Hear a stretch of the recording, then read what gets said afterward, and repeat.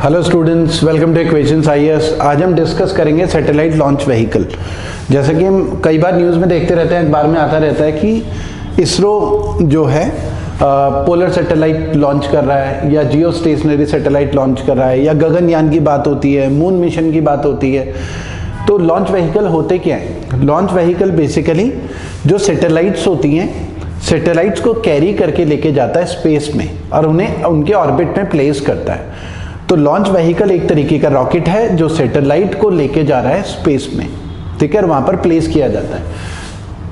जो launch vehicle है, अलग अलग जनरेशन्स हैं उनकी, तो जनरेशन वाइज थोड़ा स्टडी करते हैं, थोड़ा समझने की कोशिश करते हैं। तो हमारा सबसे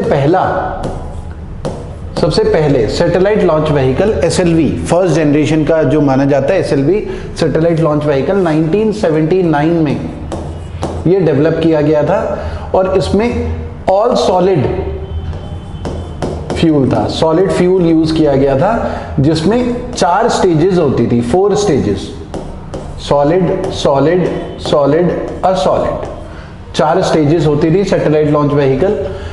4 स्टेजेस का मतलब है जैसे हमारी 2 व्हीलर या 4 व्हीलर होती है, उसमें गियर होते हैं, गियर 1, गियर 2, गियर 3, गियर 4। तो जब सैटेलाइट लॉन्च व्हीकल से सैटेलाइट को स्पेस में भेजा जा रहा है तो सबसे ज़्यादा फोर्स की ज़रूरत होती है इनिशियल लेवल पे ही। जैसे जब हम गाड़ी स्टार्ट करते हैं तो गियर 1 सबसे ज़्यादा फोर्स गाड़ी को देता है और गाड़ी आगे बढ़ती है। सेम उसी तरीके से स्टेज 1 में सॉलिड के थ्रू सबसे ज़्यादा फोर्स एंटर किया जाता है। ये गियर की तरह है, गियर 1, गियर 2, गियर 3, गियर 4, ये 4 गियर हैं, चारों में सॉलिड फ्यूल यूज होता है। सबसे ज़्यादा फोर्स जो है स्टेज 1 में होता है, फिर फोर्स थोड़ा सा कम हो जाता है स्टेज 2 में, फिर 3 में, फिर 4 में थोड़ा कम फोर्स होता है, जैसे गियर में होता है। गाड़ी थोड़ा स्मूथली चलती है एक बार आगे बढ़ने के बाद। तो सारे के सारे एक तो स्टेजेस हैं वो सॉलिड फ्यूल बेस्ड स्टेजेस होते हैं सैटेलाइट लॉन्च व्हीकल में, जो कि 1979 में हमने डेवलप किया था। और अगर हम बात करें कि इंडिया की पहली सैटेलाइट, तो इंडिया की पहली सैटेलाइट जो है वो आर्यभट्ट हुई थी 1975 में लॉन्च, 1975 में। अब वो हमने खुद नहीं लॉन्च करी थी, हमारे लिए USSR ने लॉन्च करी थी। बाइकोनूर कॉस्मोड्रोम है कजाकिस्तान में, मतलब USSR का या अब आज की डेट में रशिया का जो सैटेलाइट लॉन्चिंग स्टेशन है बाइकोनूर कॉस्मोड्रोम, जो कि कजाकिस्तान में है। कजाकिस्तान ने फिलहाल लीज में दिया हुआ है रशिया को 2050 तक। तो रशिया ने हमारे लिए, USSR ने हमारे लिए 1975 में आर्यभट्ट पहली सैटेलाइट लॉन्च करी थी। SLV से जो हमारी पहली सैटेलाइट थी वो थी रोहिणी। रोहिणी हमारी पहली सैटेलाइट थी जो हमने खुद लॉन्च करी है इंडियन लॉन्च व्हीकल से। तो फर्स्ट जनरेशन का लॉन्च व्हीकल हमारा SLV होता है। फिर उसके बाद हमारा आया ASLV, सेकेंड जनरेशन का लॉन्च व्हीकल। A का मतलब यहां पर augmented satellite launch vehicle. Augmented satellite launch vehicle में थोड़ा सा ज़्यादा वेट की सैटेलाइट को लॉन्च किया जाने लगा, ठीक है। यहाँ पर जैसे 50 kg तक की सैटेलाइट लॉन्च कर पाते थे, आज की डेट में तो 3000 kg, 3 टन 4 टन की सैटेलाइट भी लॉन्च हो जाती है, 3000-4000 किलो। तो पहले केवल 50-60 किलो की ही सैटेलाइट लॉन्च कर पाते थे, क्योंकि टेक्नोलॉजी इतनी ज़्यादा डेवलप नहीं हुई थी और सॉलिड फ्यूल यूज होता था। अब फ्यूल भी अपने आप में बहुत हैवी होता था, ठीक है। तो बाद में ये डेवलप किया गया। ऑगमेंटेड सैटेलाइट लॉन्च व्हीकल 1987 में डेवलप हुआ। इसमें जो स्टेजेस थी, इसमें 5 मतलब 5 गियर थे एक तरीके से, ऑल सॉलिड, सब सॉलिड इंजन थे, गियर 1, गियर 2, गियर 3, गियर 4। तो एग्जाम में इस तरीके से भी आया है कि जो हमारा SLV या ASLV पहले होता था उसमें फ्यूल क्या यूज होता था, ऑल सॉलिड, और 5 स्टेजेस भी एग्जाम में आई है, ठीक है। तो 1987 में थर्ड अगर हम कैटेगरी देखें थर्ड जनरेशन की, तो वो था हमारा PSLV। P का मतलब यहाँ पर polar satellite launch vehicle, SLV तो सैटेलाइट लॉन्च व्हीकल है, पोलर सैटेलाइट लॉन्च व्हीकल। इसमें भी 3 कैटेगरी हैं। ये 1994 में हमने डेवलप किया था। इसमें भी 3 कैटेगरी है, core alone, standard and excel. इसमें 3 कैटेगरी हैं, 1994 में डेवलप किए गए, अलग अलग फेजेज हैं। एक्सेल ज़्यादा इनमें बेटर वर्जन है, तो अलग अलग वर्जन है पोलर सैटेलाइट लॉन्च व्हीकल में। ये 1994 में डेवलप किया गया। और ये जो PSLV है, इसमें तीनों में ही अगर हम बात करें तो 4 गियर इसमें हैं, सॉलिड, लिक्विड, सॉलिड, लिक्विड। तो सॉलिड इंजन के सब मतलब पहला गियर जो होगा उसमें सॉलिड इंजन यूज होगा, फ्यूल सॉलिड होगा। दूसरे गियर में लिक्विड इंजन यूज होगा और लिक्विड फ्यूल यूज होगा। ठीक है, लिक्विड इंजन यहाँ पर डेवलप किया था 1980s में या 90s में ये डेवलप किया गया और ऑपरेशन में लेकर आए 1990s में। और जो है नाम भी नारायण को ऐसा कहा जाता है कि क्रेडिट दिया जाता है लिक्विड इंजन तैयार करने को लेकर। और ये जो लिक्विड इंजन है, जो लिक्विड फ्यूल यूज कर रहा है, इस लिक्विड इंजन का नाम है विक्रम। ये विकास इंजन, फुल फॉर्म है विक्रम अंबालाल साराभाई, विकास इंजन बोलते हैं इसे। Vikram Ambalal Sarabhai father of space technology in India है, तो उनके नाम से इस लिक्विड इंजन का नाम रखा गया विक्रम अंबालाल साराभाई, विकास इंजन। शॉर्ट में बोला जाता है विकास इंजन, जिसकी full form Vikram Ambalal Sarabhai engine है। ठीक है, तो ये PSLV में 3 कैटेगरी के लॉन्च व्हीकल हैं। अच्छा स्टूडेंट्स, आपको ये वीडियो पसंद आता है तो लाइक जरूर करें, और जिन लोगों ने सब्सक्राइब नहीं करा है हमारे चैनल को सब्सक्राइब करें और बेल आइकन को जरूर सेलेक्ट कर लें, ताकि कोई भी हम वीडियो वगैरह डालें आप तक नोटिफिकेशन जाए। ठीक है, हाँ, अब लाइक वगैरह करते रहेंगे तो ये एक मोटिवेशन मिलता है, और आपके लिए और भी बहुत सारे अच्छे वीडियोस लेकर आएंगे। और रेगुलर बेसिस पे वीडियोस आएंगे, करंट अफेयर से related, science and technology, economy, polity, हर चीज़ के वीडियोस आपके लिए लेकर आएंगे। हाँ, PSLV एक्सेल की बात करें, एग्जाम में इस तरीके से भी आया कि कौन से लॉन्च व्हीकल ने कौन से मिशंस लॉन्च करें। तो PSLV एक्सेल की अगर हम बात करें तो जो हमारा एक तो चंद्रयान 1 मून मिशन था, चंद्रयान 1 2008 का, वो PSLV एक्सेल से लॉन्च किया गया। ये भी एग्जाम में कई बार आया हुआ है, PSLV एक्सेल से चंद्रयान 1 को भेजा गया। उसके अलावा मार्स ऑर्बिटर मिशन जो मंगलयान था मॉम 2013 में, वो भी PSLV एक्सेल से भेजा गया। ठीक है, 2013 में PSLV एक्सेल से भेजा गया मंगलयान, मार्स ऑर्बिटर मिशन। ठीक है, और चंद्रयान 1 भी। उसके अलावा एस्ट्रो सैटेलाइट इंडिया की, एस्ट्रो सैटेलाइट एक स्पेस टेलीस्कोप होता है। स्पेस टेलीस्कोप मतलब ये एक ऐसी सैटेलाइट है जिसमें टेलीस्कोप लगा हुआ है और उसका फेस जो है बाहर की तरफ है, मतलब अर्थ को ऑब्जर्व नहीं कर रहा है, ये सेलेस्टियल बॉडीज को ऑब्जर्व कर रहा है, स्टार्स को ऑब्जर्व कर रहा है, सैटेलाइट्स को, ये अलग अलग प्लैनेट्स को स्टडी कर रहा है। ठीक है, तो ये टेलीस्कोप जो है यूनिवर्स को स्टडी कर रहा है बेसिकली, इसका फेस आउटसाइड है। तो वो एस्ट्रो सैटेलाइट है जो कि 2015 में लॉन्च करी गई। ये अर्थ के चारों तरफ चक्कर मार रहे हैं टेलीस्कोप, जैसे हबल स्पेस टेलीस्कोप है नासा का, सेम उसी तरीके से इंडिया का स्पेस टेलीस्कोप एस्ट्रो सैटेलाइट है जो अर्थ के चारों तरफ चक्कर मार रहा है और टेलीस्कोप का फेस बाहर की तरफ है, सेलेस्टियल बॉडी को स्टडी कर रहे हैं। तो एग्जाम में ये आया हुआ है कि PSLV एक्सेल से कौन सी सैटेलाइट लॉन्च हुई है। 4th जनरेशन की अगर हम बात करें तो हमारे पास है GSLV,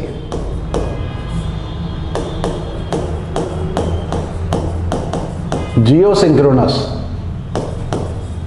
satellite launch vehicle, GSLV geosynchronous satellite launch vehicle.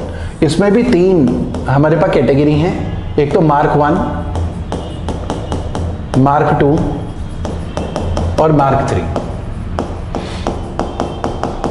Mark 1 हमारा 2001 में डेवलप किया गया, ये 2004 में, और ये 2017 में डेवलप किया गया। ठीक है, Mark 3।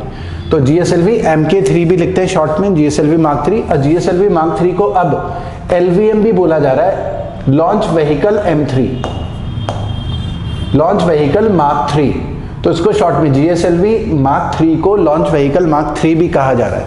ठीक है, अब आपको ये समझना है कि GSLV Mark 3 से एग्जाम में आया है कि कौन कौन सी सैटेलाइट किस चीज से लॉन्च की गई है। तो अगर हम बात करें, एक तो चंद्रयान 2 जो 2019 में लॉन्च किया गया था, जो कि पार्शियल सक्सेसफुल था, वो GSLV Mark 3 से लॉन्च किया गया। ठीक है, और चंद्रयान 3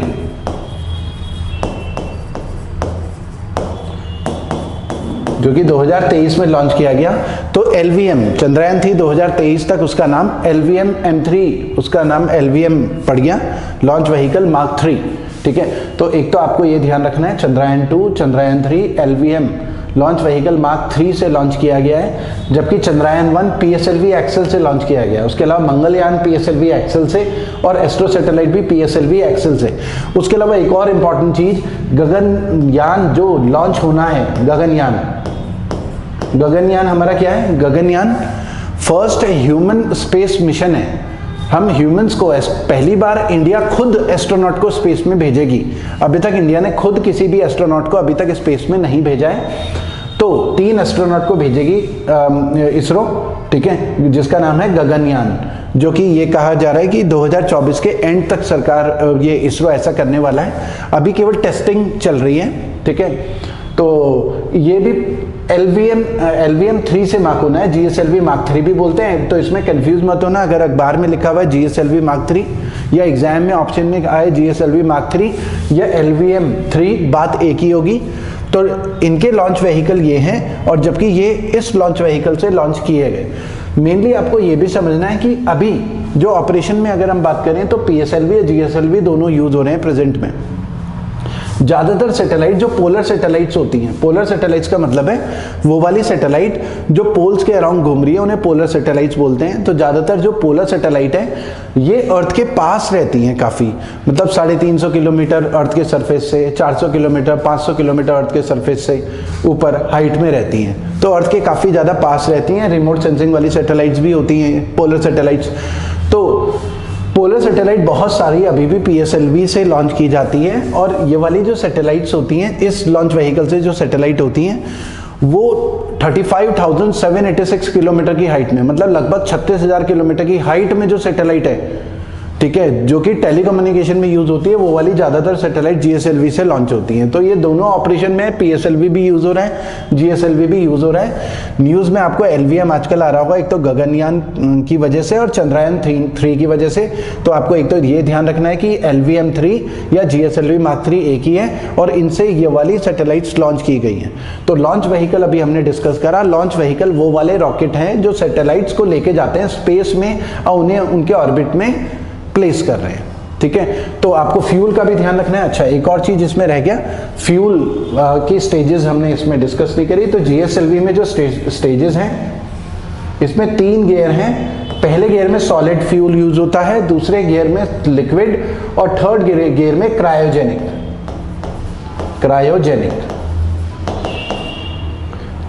इंजन होता है। तो ये अलग टेक्नोलॉजी होगी, क्रायोजेनिक इंजन। सॉलिड इंजन तो हम पहले भी यूज कर रहे थे, लिक्विड इंजन का नाम है विकास इंजन। तो GSLV में 3 तरीके के इंजन होते हैं और 3 तरीके का फ्यूल यूज होता है। ये भी कई बार एग्जाम में आया। क्रायोजेनिक इंजन में फ्यूल की अगर हम बात करें, फ्यूल हमारा होता है लिक्विड हाइड्रोजन, ये कई बार एग्जाम में आया है, और जिसका टेम्परेचर होता है -253 डिग्री सेंटीग्रेड। तो ये ध्यान रखना है कि फ्यूल यूज हो रहा है लिक्विड हाइड्रोजन। हाइड्रोजन को इस टेम्परेचर में लिक्विड में कन्वर्ट किया जाता है, गैस को, और वो एज अ फ्यूल यूज हो रहा है क्रायोजेनिक में, ठीक है। और ऑक्सीडाइजर इसमें यूज हो रहा है लिक्विड ऑक्सीजन, जो कि -183 डिग्री सेंटीग्रेड में यूज होता है।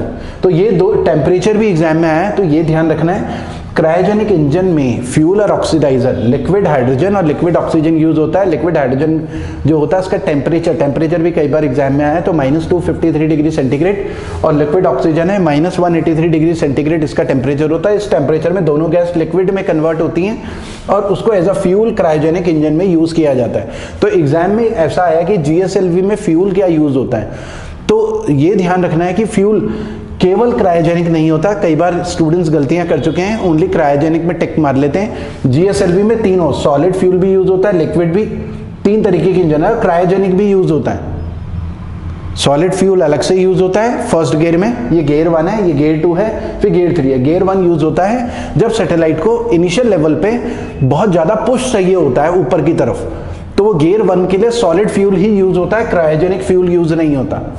फिर लिक्विड थोड़ा ऊपर चली जाती है, रॉकेट थोड़ा ऊपर चला जाता है तो सॉलिड फ्यूल, और स्पेस में काफी ऊपर चला जाता है जब माइक्रो ग्रेविटी में जो है रॉकेट रहता है, तो उस समय क्रायोजेनिक आगे फर्दर फ्लाइट के लिए यूज हो रहा होता है।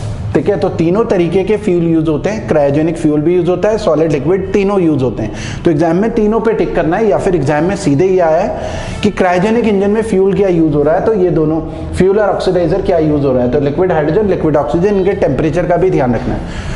तो स्टूडेंट्स इतना ही करते हैं। आपको वीडियो पसंद आए तो लाइक जरूर करें, हमारे चैनल को सब्सक्राइब जरूर करें। Thank you.